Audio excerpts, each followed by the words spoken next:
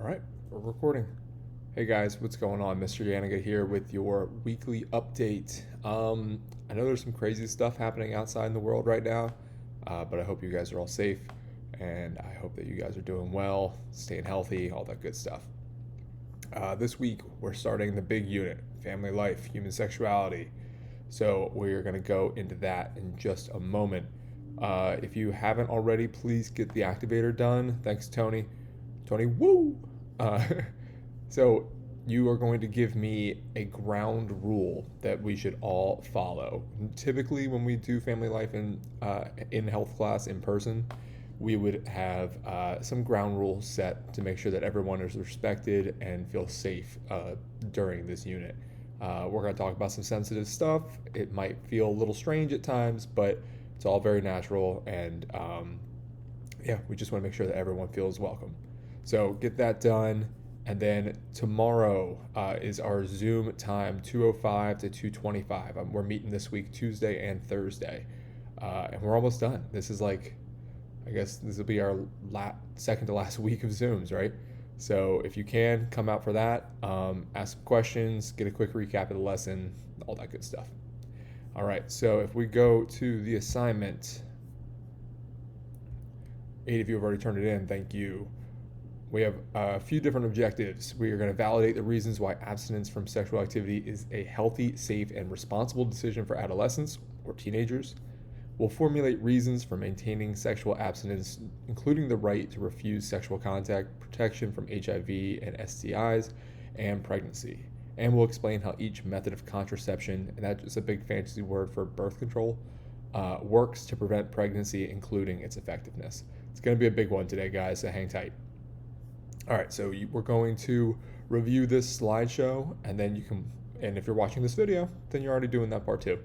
And then there is the activator, and then there's another part that we'll talk about that is in the may do category, and then here is your must do assignment. So let's hop into the slideshow. All right, now I read you the objectives already, but there they are. You can take a look at those. The activator, again, I would like you to come up with a good ground rule that all students should follow during this unit. So I had said that I believe a ground rule should be to take the information I learned seriously because it has to do with my health, right? So maybe you would say, I believe a ground rule should be that we should treat everyone with respect, right? All good. Now, with this unit, this is a lot of information, and there's a lot of stuff that you guys might have questions about. And I would like you guys to know that you can email me anytime.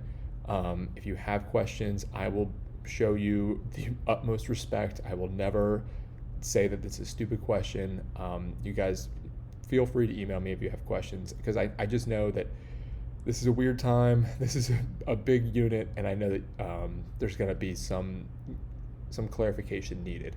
So yeah, feel free to reach out to me, and I will do my best to get your questions answered as best I can. Okay. And I will always keep your questions anonymous. I will never share them with anyone else. So, again, make sure that you understand that. Okay, so let's go to abstinence. What is it? Abstinence is the act of not having sex. The word abstain means to keep oneself from doing, engaging in, or partaking in something. So that word just means that you are not doing that thing. But the word abstinence is just, we typically associate it with not having sex. Now, how do you do it? Don't have sex. Pretty easy, right? Or do sexual acts with another person. That's all that takes. And the benefits, this is the only 100% guaranteed method to prevent pregnancy and sexually transmitted diseases and infections and the emotional and social consequences from sex. Essentially, if you don't play with fire, you're not going to get burned, kind of thing. So it's the only 100% way that you can avoid all of that. Now, I will say some of these birth control methods that we mentioned are 99%, 99.9% effective, but none of them can be truly 100% effective because you are still partaking in that behavior. All right. Now, what are STDs and STIs? Now, I'm going to kind of go through these slides and read a little bit of each one, but I'm not going to read the whole thing because there's a lot of information. So I encourage you to go through and read for yourself all the things that are on there and click on the links as well to dive a little bit deeper. But sexually transmitted diseases, that's the D, or sexually transmitted infections, are spread from person to person during sex, and that's from vaginal, anal, or oral sex, or close intimate contact. STDs are also called sexually transmitted infections, like I said, and here are a few of them.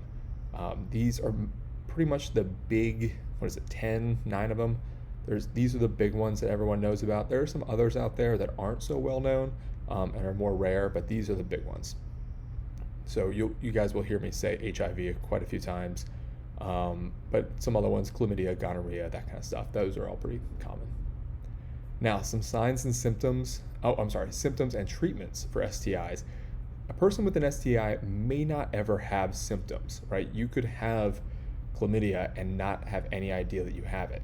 And you might feel totally fine, everything's cool, but you can still spread that disease. So doctors recommend that people who are having sex or who have had sex in the past get tested for STIs, especially if there are multiple partners involved.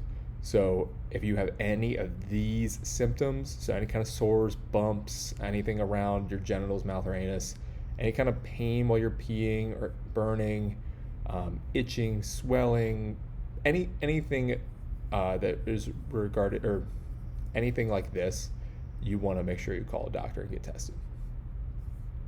All right. Now, preventing these, as with many other diseases, prevention is key. It's much easier to prevent STIs than it is to treat them, right? So we can prevent them way easier, but once we get them, then that's going to be an issue. The only way to completely prevent STIs is to abstain from all types of sexual contact. Again, abstinence is the only 100% method of not getting any of these. But there are other ways that you can be safe as well. If you are going to have sex, the best way to reduce the chance of getting STI is by using a condom or a dental dam every time. And we'll talk a little bit about that as well. Now, if you do get an STI, a lot of these, especially the infections, the ones that are bacterial, they can be treated with medicines such as antibiotics. Now, some can't be treated. I should back up. Some can be cured, but then all can be treated. So cured means that you can get rid of it completely, but treated means that you can manage it. So HIV is one that you cannot be cured from. Once you get it, you have it for life, but you can manage it. NBA star Magic Johnson has HIV, I believe, and he's had it for a few decades now.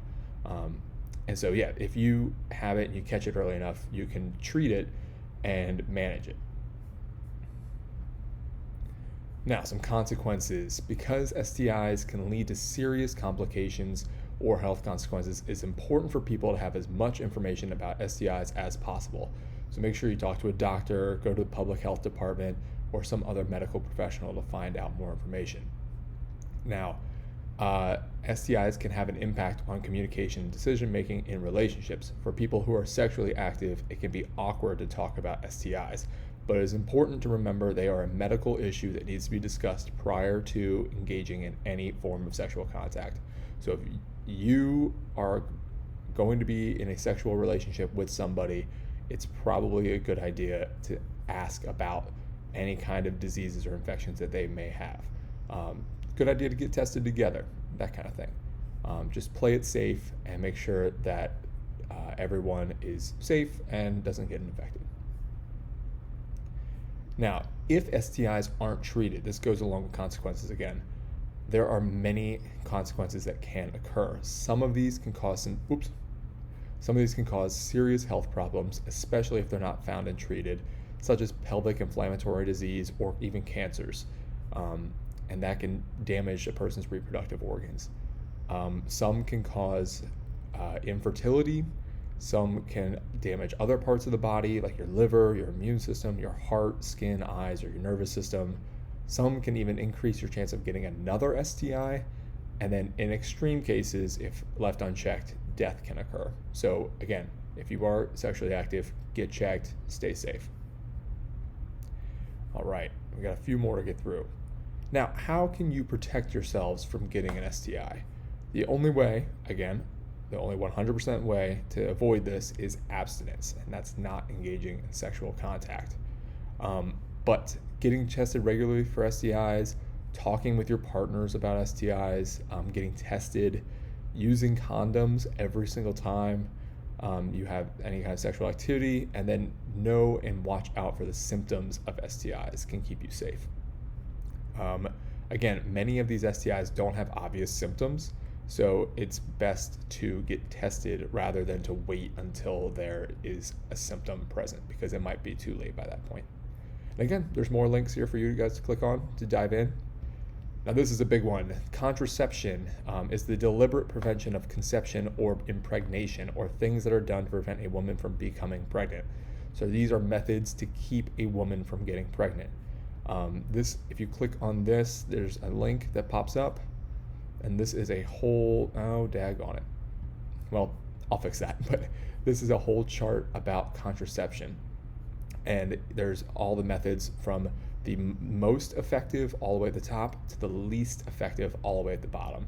And then it gives you the rate at which pregnancies occur, when to use it, and then some other details about it as well. So you can dive into that. Click on, I'll make sure that link is working after this video is done. I apologize. So that is all about that. And you might be able to see, but condoms are down here. But then the upper methods that are most effective are the sterilization methods and the implants that women can have. Those are because condoms can fail due to user error, but typically with the sterilization, like when a woman gets her tubes tied or a man gets a vasectomy, those are permanent, and those are like 100% methods to keep a person from getting pregnant. Now, I've included some additional information here for you. There's another slideshow about contraception and abstinence. Goes into a little bit more detail if you have questions about that. Here's an information sheet about contraception. Again, just a little bit more detail for you.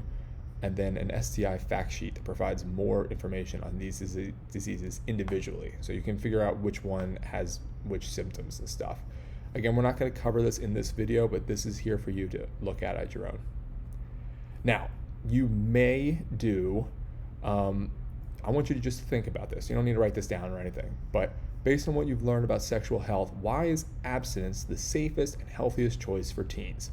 So why is abstinence effective at preventing pregnancy and STIs? So just think about that. Why is it the best method? But then your assignment is the categories of birth control methods sort. And I'll pull it up here. So you're going to answer these questions using this document right here. You'll pull this up, and here, there's that link. So again, the most effective ways are at the top up here, and then as you go down, these are the least effective. This does not mean that they are not effective, but they are just the least effective out of all the ones here. So you might see the male condom, 18 pregnancies occur per 100 women. Because of user error. Typically, people might not put a condom on correctly. It might be expired. All kinds of things happen. But they are advertised as being 99.9% effective if used completely correctly, and all situations are optimal, right? But they're still kind of least effective in this case. And there are some other contraception methods there. But at the top, you see sterilization surgeries, an IUD with copper or progestin, the implantable rod, shots or injections, birth control pills, patch, that kind of stuff. So take a look at that and then answer these questions. What are the barrier methods? And that's going to be methods that have a physical wall to keep things from getting through. Hormonal methods prevent pregnancy by interfering with the hormones associated with pregnancy. Implanted devices are exactly that. They're devices that are implanted into the body. Permanent methods are exactly that. They are permanent, right? So what I said about sterilization, once it's done, you can't reverse that.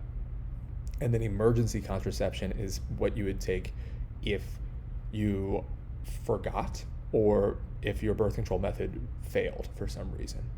These emergency contraception, I want you guys to be clear about this, should not be used routinely. So like you shouldn't just be like going and getting a bunch of Plan B, right? It should only be used as an emergency, because they mess with the body's ecosystem and they can harm you if used repeatedly. So you will do this assignment, you'll answer all of this, turn it in, and then that's it. If you guys have any questions, seriously, feel free to reach out to me. I want to make sure that this is a good unit for you guys and that you learn a lot. And I want to, typically 8th graders get their questions answered in class, and that helps move the lessons along. But I know that with social distancing and all that stuff and distance learning, that's tough for you guys. So if you have a question, reach out to me. I'll keep your question anonymous and I will answer it as best I can. Okay. I hope you guys stay safe out there. Yeah, enjoy the sun. Have a good one, guys.